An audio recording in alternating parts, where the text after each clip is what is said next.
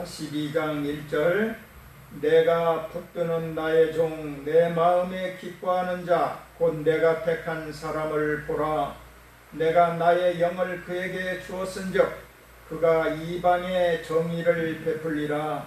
그는 외치지 아니하며 목소리를 높지 아니하며 그의 소리를 거리에 들리게 하지 아니하며 상한 갈대를 꺾지 아니하며 꺼져가는 등불을 끄지 아니하고 진실로 정의를 시행할 것이며 그는 세하지 아니하면 낙담하지 아니하고 세상의 정의를 세우기에 이르르니 섬들이 그 교훈을 앙망하리라.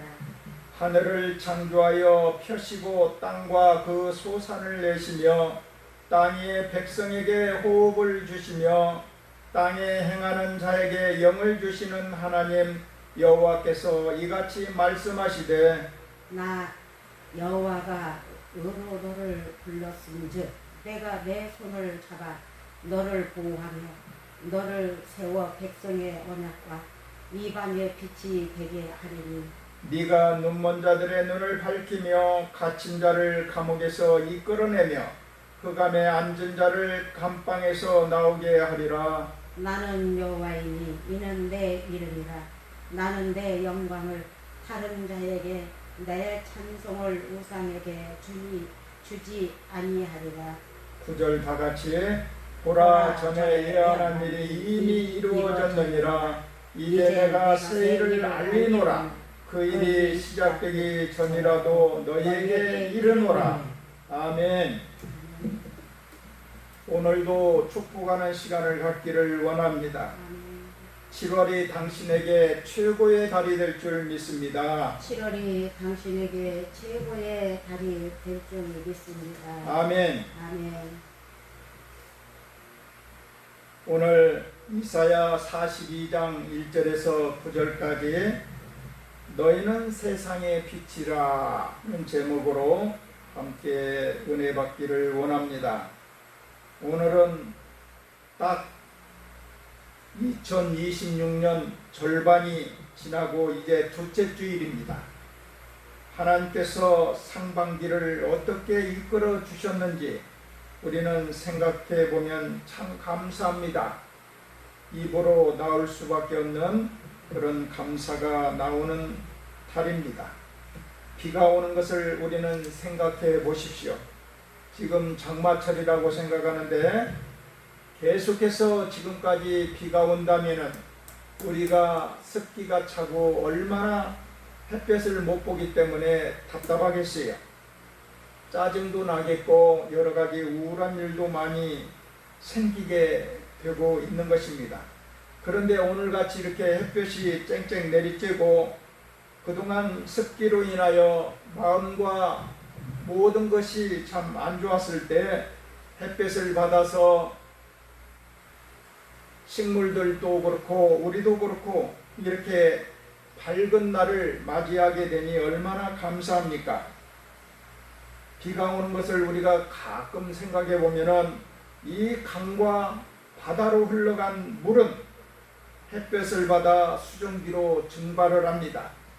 아무리 더럽고 오염된 물도 수증기가 되어서 하늘로 올라가면은 거기서 증류가 되어서 깨끗한 증류수가 되어서 내려온다라는 사실인 것입니다. 그 물이 구름이 되고 다시 비가 되어 땅에 내려오는 것입니다. 그러면은 그 비를 맞이하는 식물들은 인위적으로 관수 시설에서 주는 물보다도 하늘에서 내리는 빗물을 훨씬 더 좋아합니다. 그리고 비 한번 내리고 나면은 곡식이라든지 모든 나무 색깔이 완전히 달라지는 것을 우리는 느낄 수가 있습니다. 이것이 바로 하나님의 오묘한 섭리인 것입니다. 하나님이 그렇게 상반기 내내 우리에게 은혜의 비를 내려주셔서 우리를 여기까지 이끌어 오셨습니다. 이 후반기에 이 7월 달에 그 은혜가 계속될 줄 믿습니다. 그런데 삶에 치이다 보면은 눈앞의 현실에만 몰두하게 되는 게 우리 인생입니다. 그러면은 방향을 잃기가 쉽습니다. 그래서 하나님은 위의 것을 바라보라, 위의 것을 생각하라, 이렇게 말씀하고 있는 것입니다. 아무리 열심히 달려가도 하나님의 은혜가 없으면 별것 없습니다. 농사를 지어도 비가 오지 않으면 소용이 없는 것처럼 위의 것을 바라보는 것과 여기서 내 할 일을 열심히 하는 것이 함께 조화를 이루어야 방향을 잃지 않는 것입니다. 오늘 본문 이사야 42장은 예수님이 오시기 전 약 700년 전에 이사야 선지자를 통해서 하나님이 미리 계시하신 말씀입니다. 앞으로 이 땅에 오실 메시아 구원자 예수님에 대해서 말씀하시는 이 내용입니다. 그리고 이 말씀은 오늘 우리에게도 그대로 적용되고 있는 것입니다. 42장 1절에 보니까 내가 붙드는 나의 종 내 마음에 기뻐하는 자 곧 내가 택한 사람을 보라. 내가 나의 영을 그에게 주었은즉 그가 이방의 정의를 베풀리라 그랬습니다. 예수님의 공생의 기간에 하나님이 하늘에서 음성으로 말씀하신 장면이 몇 번 나옵니다. 그때마다 빠지지 않고 들어가는 말씀이 있는데요. 이는 내 사랑하는 아들이요 내 기뻐하는 자라 그랬습니다. 하나님이 아들 예수님을 말씀하실 때마다 내 기뻐하는 자라 이렇게 표현을 쓰십니다. 예수님이 얼마나 하나님을 기쁘시게 하셨으면 그 자체가 내 사랑하는 아들, 내 기뻐하는 자라 이렇게 말씀하셨겠어요. 그리고 오늘 본문의 핵심은 이것입니다. 그가 이방의 빛이 될 것이다. 백성의 언약이 되고 이방의 빛이 될 것이다 그랬습니다. 할렐루야. 우리가 다 이방인이에요. 그런데 여기서 잠깐 우리가 생각해 봐야 될 것은 지금 이스라엘 유대인들은 예수님을 믿지 않습니다. 유대교 구약만 경전으로 인정하고 신약은 받아들이지 않는다는 것입니다. 한마디로 말해서 구약만 받아들이고 신약은 받아들이지를 않는다는 거예요. 유대교의 특징이 한 가지 있는데 바로 혈통의 종교라는 거예요. 믿음이 아니라 아브라함의 육적 후손으로 태어났느냐 아니냐 이것을 중요하게 여긴다는 것입니다. 그 피가 섞여 있으면 어떻게든 살든 하나님의 백성이고 구원받은 자라는 생각을 한다는 것입니다. 그런데 우리는 달라요. 우리는 영적 아브라함의 후손인 것입니다. 하나님의 말씀을 믿고 생명의 길로 오신 예수님을 구원자로 받아들이는 믿음으로 하나님 안에 들어갈 수가 있는 것입니다. 믿음이 영적 아브라함의 후손이 되는 비결인 것입니다. 그래서 구약에 분명히 예수님이 이방의 빛이 될 것이라고 기록되어 있지만 유대교는 예수님을 믿지 않았기 때문에 이 말씀이 자기들과 아무 상관이 없다라고 생각을 합니다. 그런데 우리는 달라요. 우리는 이 말씀이 예수님을 통해서 이루어진 것을 압니다. 할렐루야. 우리가 이방의 빛으로 사는 삶은 첫째로 어떤 것이냐? 우리도 세상의 빛으로 부름을 받았다라는 것입니다. 42장 7절에 보니까 네가 눈먼 자들의 눈을 밝히며 갇힌 자를 감옥에서 이끌어내며 흑암에 앉은 자를 감방에서 내오게 하리라 그랬습니다. 이 말씀이 원래 우리의 모습인 것입니다. 우리가 눈이 멀었다라는 거예요. 육신적으로는 눈을 뜨고 다니지만은 영적으로는 눈이 멀었다라는 거예요. 영적으로 하나님을 보지 못하고 하나님의 나라를 보지 못하는 것이 진짜 눈먼 자인 것입니다. 별것 아닌 것 잘 보는데 정작 진짜를 보지 못하면 맹인인 것입니다. 우리가 그런 존재였다라는 것이, 게다가 죄의 감옥에 갇혀 있었다라는 것이에요. 죄를 짓고 또 짓고 그 값을 기다리며 고통스럽게 살다가 결국은 지옥에 가야 할 운명이었습니다. 우리 힘으로는 그 감옥에서 절대로 빠져나올 수가 없는 것입니다. 그런 우리가 유대인도 아니었고 이방인이었는데 눈도 멀고 감옥에 갇혀있고 거기다가 이방인이기 때문에 얼마나 절망적인 상황입니까? 그런데 하나님의 아들 예수님이 이방의 빛으로 이 땅에 오셨다는 것입니다.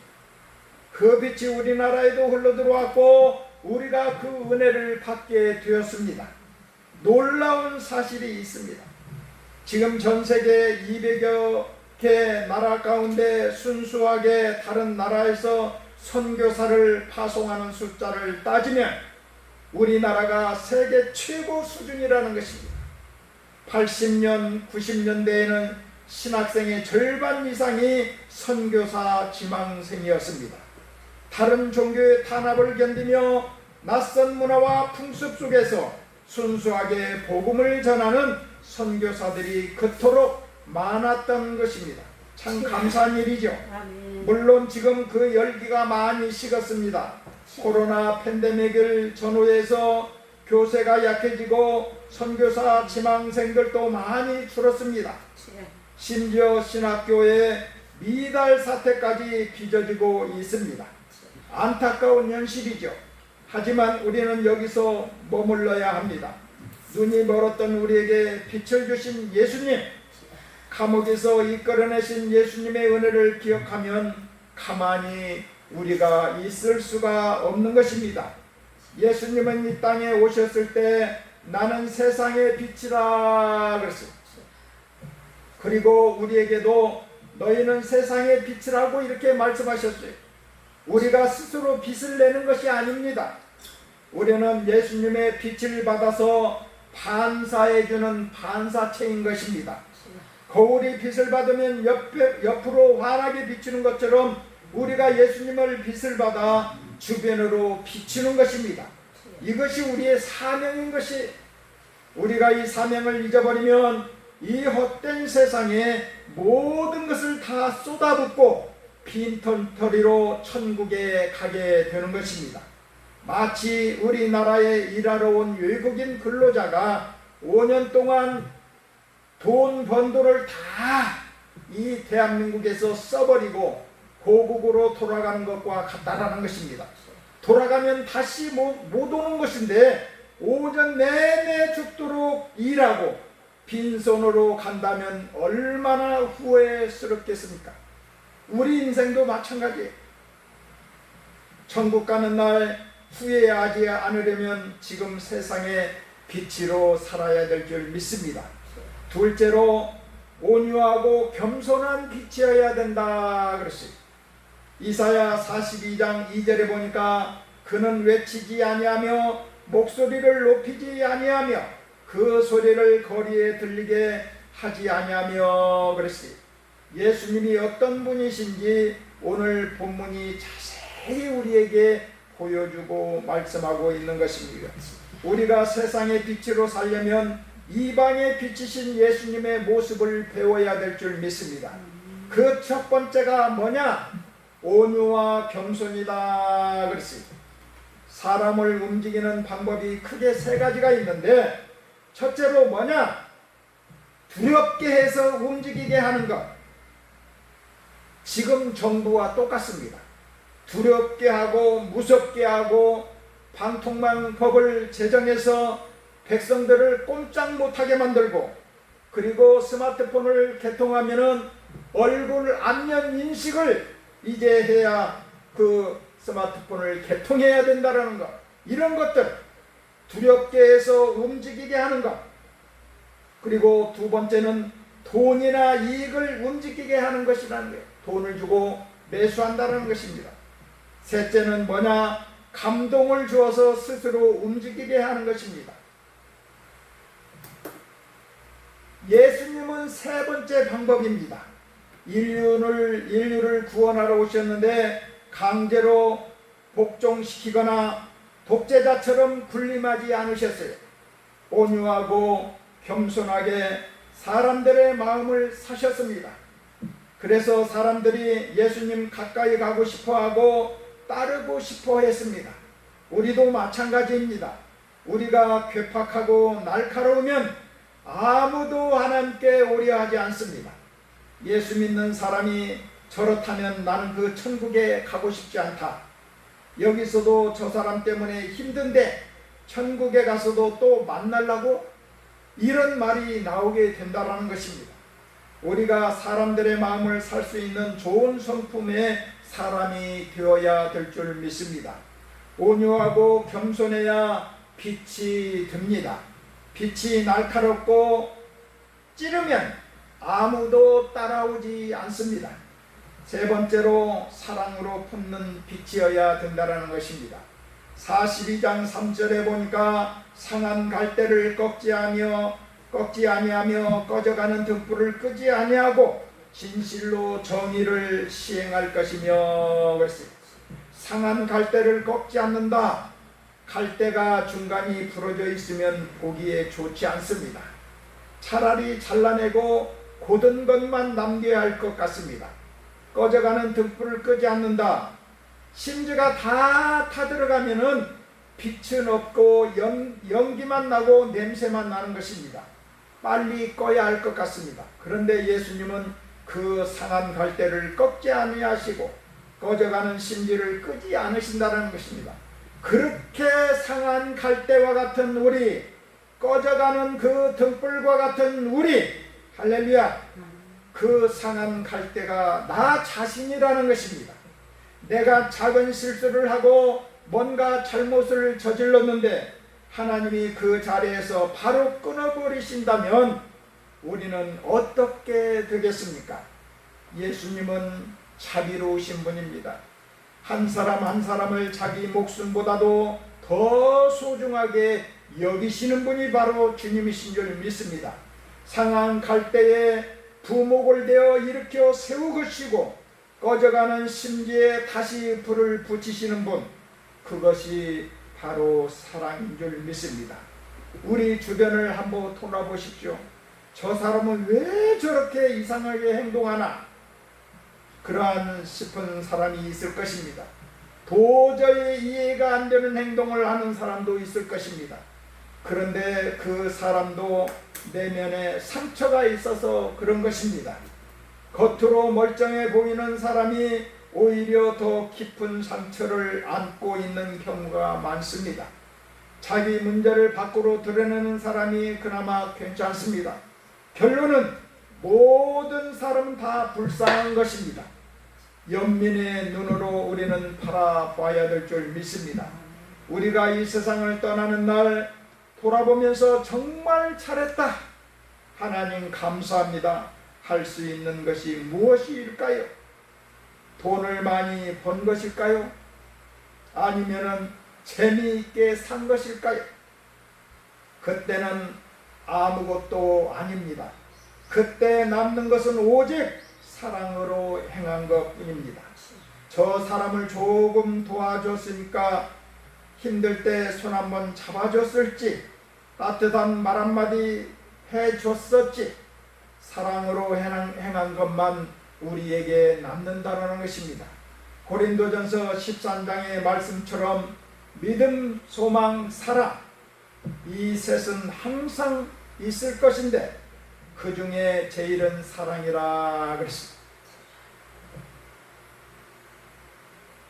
또 넷째로는 포기하지 않는 빛이 되어야 된다는 것입니다. 42장 4절에 보니까 그는 쇠하지 아니하며 낙담하지 아니하고 세상에 정의를 세우기에 이르리니 섬들이 그 교훈을 앙망하리라 그랬습니다. 쇠하지 않으며 낙담하지 않는다 그랬습니다. 예수님은 불굴의 의지를 가지고 계신 분입니다. 우리를 사랑하셔서 우리에게 생명을 주시기 위해 찾아오신 예수님의 발걸음을 막을 수 있는 것은 아무것도 없는 것입니다. 강물이 가로막아도, 높은 산이 가로막아도, 날씨가 아무리 덥고 추워도 예수님은 낙담하지 아니하시고 포기하지 아니하시고 우리를 찾아오십니다. 사람은 나이가 들수록 쉽게 낙담합니다. 기다리는 것도 힘들고요, 견디는 것도 힘드니까 빨리 포기하게 된다라는 것입니다. 그런데 예수님은 그렇지 않았습니다. 저 사람을 구원해야 되겠다고 마음 먹으시면 어떤 수단과 방법을 가리지 않고 찾아오십니다. 할렐루야. 나 같은 사람이 주님 앞에 돌아올 거라고, 주님의 자녀로 살 거라고 생각했겠어요? 내가 생각해도 신기할 정도입니다. 그리고 예수님은 30세에 공생애를 시작해서 33세에 십자가에서 돌아가셨습니다. 한참 청춘의 나이에 온몸을 다 바치셔서 이방의 빛으로 사명을 감당하신 것입니다. 우리도 세상의 빛으로 살면서 때로는 지치고 낙담할 때가 있습니다. 내가 이렇게 기도하고 사랑을 쏟아부어도 저 사람은 왜 변하지 않을까 하는 마음이 들 때가 있습니다. 그럴 때 이 말씀을 기억하십시오. 예수님도 낙담하지 않으셨다라는 말씀입니다. 예수님이 낙담하지 않으셨으니 우리도 낙담하지 말고 끝까지 그 사람을 사랑하고 붙들고 함께 하나님 앞으로 나아가십시오. 예수님이 우리를 구원하신 것처럼 그 사람도 반드시 구원하실 것입니다. 할렐루야. 오늘 말씀을 정리하면 이렇습니다. 우리는 원래 이방인이었고 눈이 멀었고 죄의 감옥에 갇혀 있었습니다. 그런데 하나님이 아들 예수님을 이 땅에 이방의 빛으로 보내셨습니다.